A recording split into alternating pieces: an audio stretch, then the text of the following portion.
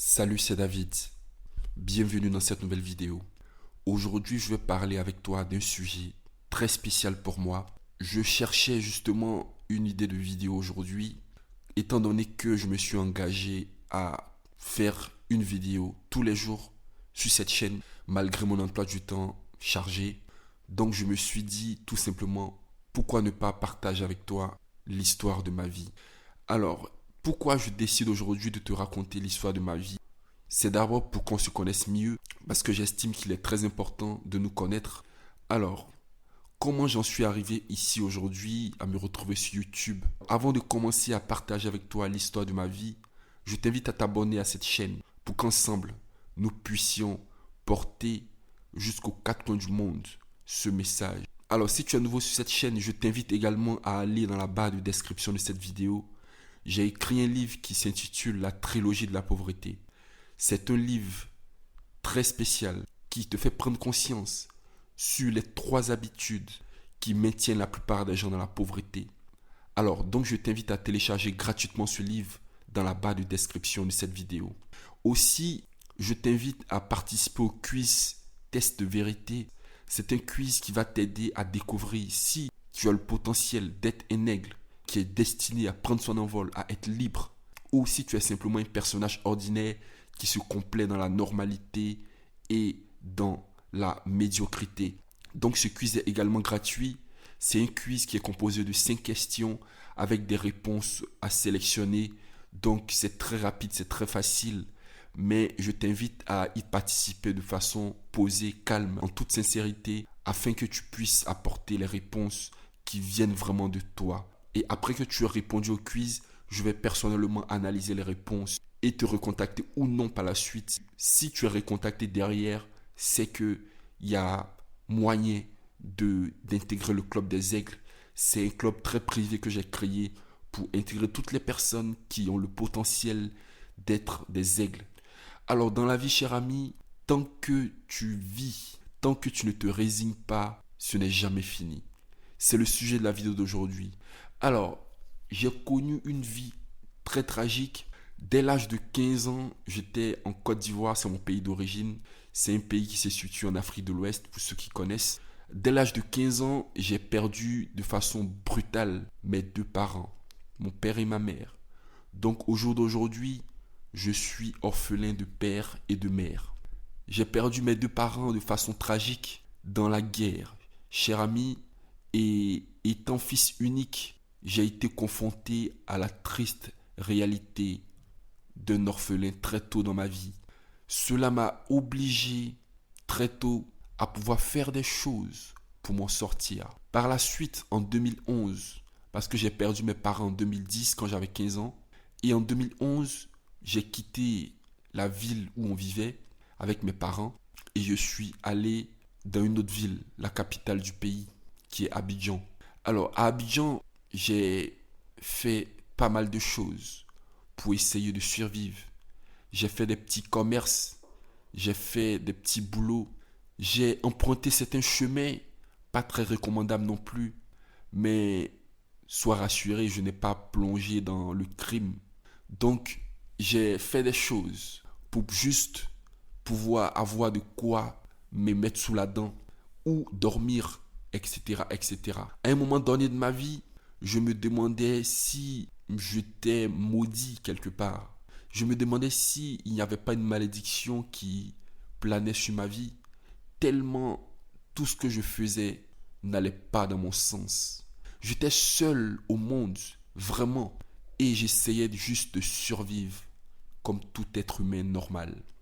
Alors, de petit boulot en petit boulot, d'aventure en aventure, je me suis retrouvé sur un chantier de construction immobilière. Alors, je ne vais pas rentrer vraiment dans les détails de mon histoire, l'histoire de ma vie.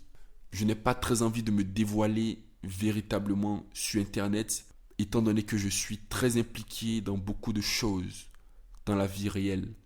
Alors, donc, je vais essayer de la faire très brève afin d'aller juste à l'essentiel. Car justement, c'est de ça dont il est question et c'est ce qui peut véritablement t'aider. Alors, je ne sais pas qu'est-ce que tu vis en ce moment, cher ami. Je ne sais pas quels sont les challenges que tu rencontres dans ta vie aujourd'hui, mais je sais juste une chose, c'est que si tu ne te résignes pas, comme moi à l'époque, crois-moi, ce ne sera jamais fini. Il y aura toujours un nouveau chapitre qui va commencer à s'écrire. Alors, donc, étant en manœuvre sur un chantier de construction, j'ai fait la connaissance d'un monsieur. C'est ce monsieur qui a été le tremplin pour moi vers une vie meilleure, je dirais. Alors, ce monsieur était promoteur immobilier à l'époque, quand je l'ai rencontré. C'est lui qui était le chef de tous les chantiers sur lesquels j'ai travaillé par la suite. Alors, c'est allé très très vite avec ce monsieur. De manœuvre, de simple manœuvre, je me suis retrouvé à être chef de tous les chantiers dans la zone Abidjan Sud. Et cela m'a permis de pouvoir apprendre beaucoup de choses. Cela m'a permis de pouvoir également découvrir ce monsieur qui m'a pris sous son aile, qui a été pour moi comme un père, qui a été pour moi véritablement un mentor. C'est celui-là même qui m'a inculqué mon savoir-vivre, mon savoir-être et comment par la suite j'allais pouvoir m'orienter dans la vie. Alors, j'avais jamais eu l'espoir auparavant quand j'ai perdu mes parents de rencontrer une personne qui allait m'aimer autant, une personne qui allait me donner ma chance, une personne qui allait m'aider moi aussi à prendre mon envol. Mais je veux juste attirer ton attention sur une chose.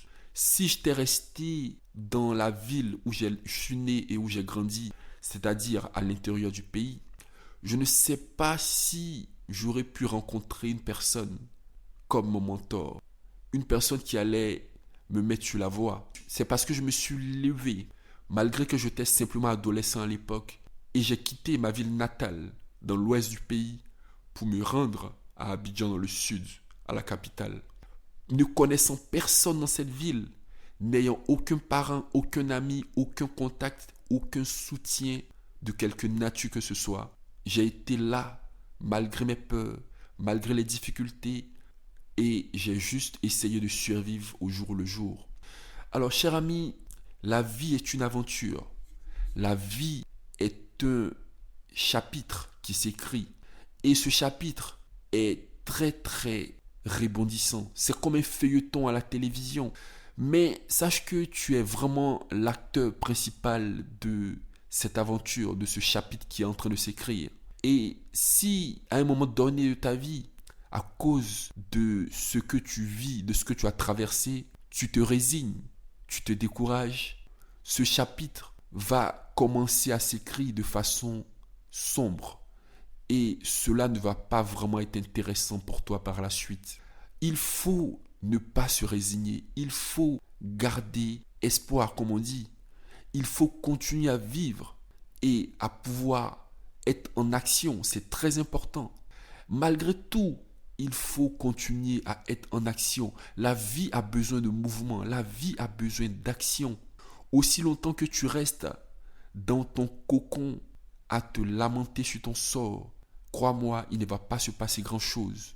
Mais si, malgré tout, tu te donnes une chance d'avancer, tu te donnes une chance de faire quelque chose de différent, tu te donnes une chance d'expérimenter quelque chose, de tenter quelque chose, c'est là que toutes les possibilités et toutes les probabilités entrent en jeu. Alors, mon mentor m'a aidé 2 ans plus tard à m'envoler pour l'Europe et qui m'a permis d'arriver en France pour la première fois. Quand je suis arrivé en France, j'ai été là avec mon mentor et sa femme. Mon mentor était un homme marié avec sa femme, mais malheureusement, il n'avait pas d'enfant.